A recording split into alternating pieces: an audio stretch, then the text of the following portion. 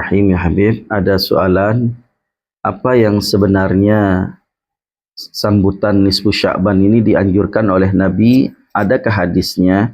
Bolehkah berpuasa di siang hari pada nisfu Sya'ban ini ya Habib? Ya.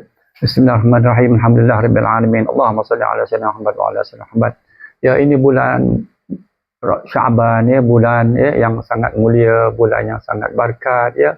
Banyak kebaikannya. Jadi kita boleh beramal. Habib ingat dalam gini sajalah ya. Habib tak nak panjang-panjangkan cerita pasal apa banyak dekat dalam YouTube ini sana sini ya. Dulu-dulu mana kita berdengar dekat YouTube daripada ini sana sini, negara Arab sana, negara ini, macam-macam, masing-masing keluarkan yang bukan-bukan.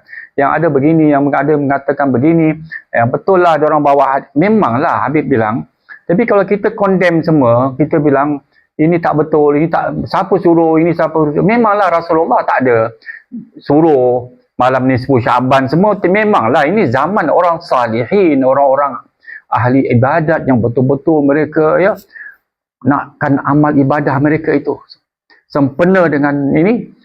Tapi soalnya benda tu yang mereka buat ini, orang-orang salihin, Habib nak ingatkanlah pada dulu di Singapura sajalah ya. Orang-orang alim Singapura pada masa itu dalam 1950, 1940 lebih lah ya. Masa bapa Habib masa sekolah Arab Al-Junaid dulu. Bergurukan dengan guru orang-orang alim yang datang dari Hadramut. Bukan sembarang-barang guru. Banyak orang-orang alim. Itu 1940, 1950, 1960 di Singapura. Tak ada cerita yang macam cerita bilang bid'ah lah malam nisfu Sya'ban, orang haram lah kita mengadakan ini. Macam-macam cerita, satu pun tak ada. Nak katakan orang-orang alim ketika itu, mereka tak ada condemn, kritik, tak ada. Apa kurangnya itu jam pada masa zaman ya Singapura. Habib dengar daripada bapa Habib sendiri. Guru dia tu Syed Abdullah bin Syekh bin Faqih, Syed Abu Bakar bin Tahassak, ini semua nombor 1 punya guru, orang-orang alim besar. Mereka tak pernah condemn perkara-perkara macam ini.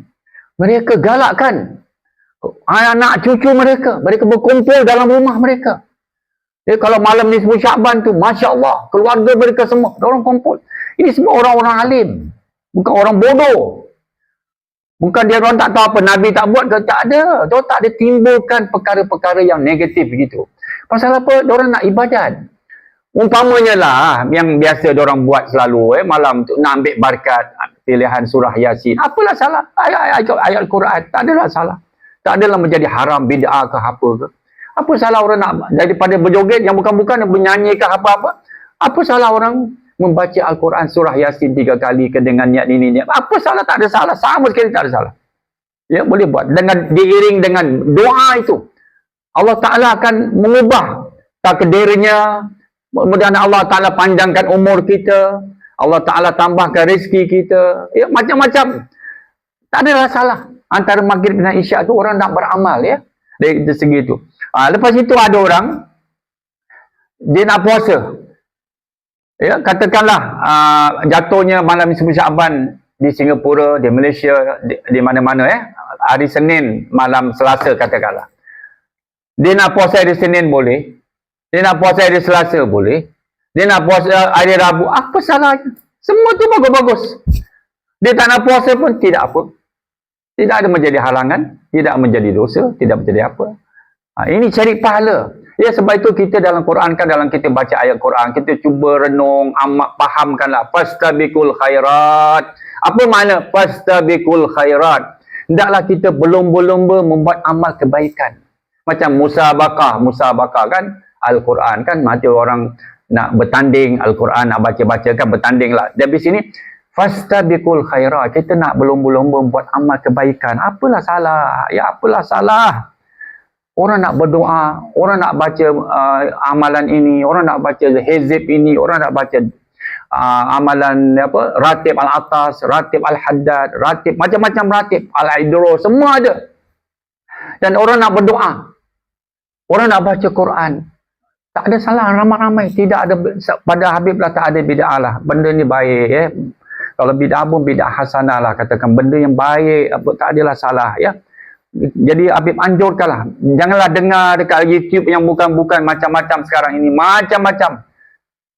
yang menghalang, yang mengatakan begini, begitu, sudahlah, kita pedulikan semua dengar ini. Kita buatlah amalan-amalan yang orang-orang salihin yang sudah buat. Habib contoh ni, pasal Habib contohkan, ibu bapa Habib buat perkara ini semua baik. Dan zaman dia ni zaman orang-orang alim. Kota ilmu, orang-orang alim. Besar dulu di Singapura ni orang-orang alim, Masya Allah. Luar biasa. Alhamdulillah dengan ilmu mereka. Tak ada pun ada yang ada pergi universiti. Banyak. Bapa Habib sendiri pun tak ada pergi universiti. Masya Allah. Yatakalam bil Arabi. Dia boleh cakap Arab, dia boleh baca kitab Arab. Dia boleh baca kitab Arab yang tak ada baris-baris. Dia boleh baca kitab apa juga, kitab fikih yang besar-besar. Dia boleh baca kitab tafsir yang besar-besar. Semua dia boleh baca. Dia berguru kan dekat sekolah Arab jadi tu. Dengan guru orang-orang alim, ahli fikih, ahli nahwu. Masya Allah. Begitu juga ustaz-ustaz yang lain banyak. Ustaz Muhammad Khair, Ustaz Guru Habib semua. Semua ni orang-orang alim. Dan Ustaz Syed Abdullah bin Ahmad Al-Jufri. Masya Allah, yatkalamu bil Arabiah. Semua bercakap Arab. Tak ada pun mereka pergi universiti sana, universiti Mesir dekat. Tak ada. Tapi ilmu mereka tu mendalam. Solid gitu. Orang boleh baca. Diorang punya grammar very strong. Diorang punya nahwu, qawaid an-nahwu tu very strong. Qawi. Begitu. Diorang boleh baca. Kita belum tahu. Yang pergi dekat universiti sekarang ini muda-muda, wallahualam, kita tak boleh tahu. Ini cara moden kan. Jadi ilmu kita sekarang ini tak sama seperti orang-orang dahulu punya ilmu. Luar biasa. Luar biasa diorang punya ilmu. Kitab-kitab tua, kitab-kitab lama diorang boleh baca. Diorang tak terpengaruh dengan kitab-kitab baru-baru. Semua tidak. Itu original tu. Itu dulu-dulu lah. Ini Habib ceritakan 1940, 1950. Di semua ni gedung-gedung ilmu di Singapura. Masya Allah. Jadi diorang pun tak ada kritik sana, kritik sana. Ada pernah Habib dengar semua ni. Haram sana, maulud Nabi. Tak ada, satu pun tak ada. Semua orang beramal. Semua berebut dengan fastabiqul khairat. Membuat amal kebajikan.